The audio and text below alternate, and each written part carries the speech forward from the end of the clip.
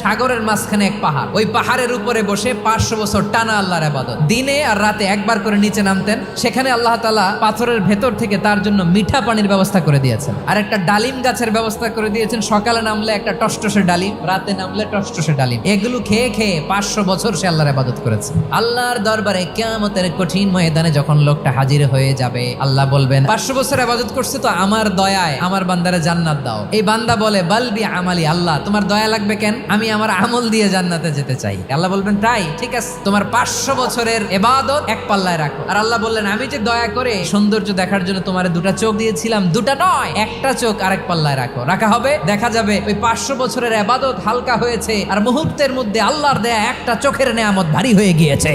ফলাফল দেখো, হিসাব বলে তুমি এখন জাহান্নামে যাবা, যাও এবার জাহান্নামে যাও। এবার লোকটা কাচুমাচু করে বলে আল্লাহ এবার আমি বুঝতে পেরেছি তোমার দয়া ছাড়া দুনিয়ায় কেউ জান্নাতে যেতে পারবে না।